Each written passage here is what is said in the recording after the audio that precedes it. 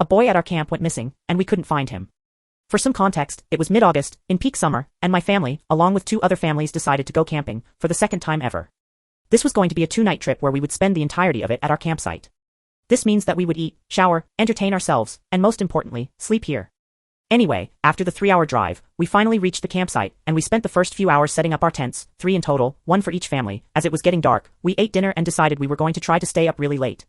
We were even ready to pull all-nighters. Then, at around 9:30 p.m., we decided we were pretty bored, and we wanted to do something exciting. We had already been leaving our site a lot of times through this shortcut, which connected us with the bathroom, so we could use it. I had already been using the bathroom every hour, for some reason, so I knew my way around the campsite and through the shortcut to get to the bathroom. However, in the dark, even me, who knew my way around the area, was struggling to go to the bathroom through the shortcut, and it was even worse because the shortcut path was like a trail and had a bunch of thorn bushes surrounding it, so I was scared to go through it. The point is the area was so dark none of us could see anything. This made it a perfect time to go ghost hunting, according to one of the boys there, so that's exactly what me and the other kids did, except one other girl.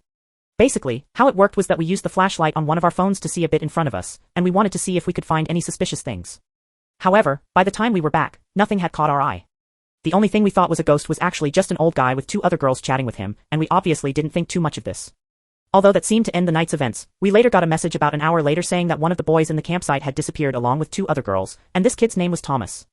Suddenly, we remembered the old guy we had saw, and apparently the others had saw him as a young boy, so I was the one tripping because I thought this young G-boy was an old man.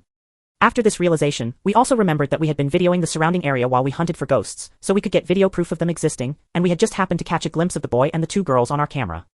I thought that the boy we videoed was probably Thomas, so I told the parents, and they said we should probably go down to the lobby to show the people who were searching for the kids. This is what we did, and when the dad of one of the girls saw the video, he confirmed that that was indeed Thomas and his daughter. Apparently, Thomas was the dad's ex-fiancée's son, so not directly related, but they knew each other. After we reported this, we waited a while to see what the camp directors were saying. They said they were searching the entire area for Thomas and the girls. For some reason, while we waited, we conjectured what had happened to them, as it was almost certain they had left the campsite boundaries. I theorized that had a friend that was selling them illegal things, and in order to retrieve these things, they had left the campsite. I have no idea why I thought this was the case, but let me tell you, it definitely wasn't. Finally, after like half an hour, Thomas and the 2 girls came back to the entrance of the campsite gate and were let in, and the girls' dad was raging mad. He swore he would teach Thomas a lesson. He then proceeded to pull the kids inside his car when they returned, and we didn't want to know what was going to happen to them. Following this, we were all so tired, so we returned to our tents but continued to stay up until midnight talking about this incident.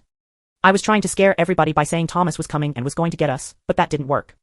We later learned the next day that he indeed was punished and grounded for the rest of the trip. And that's how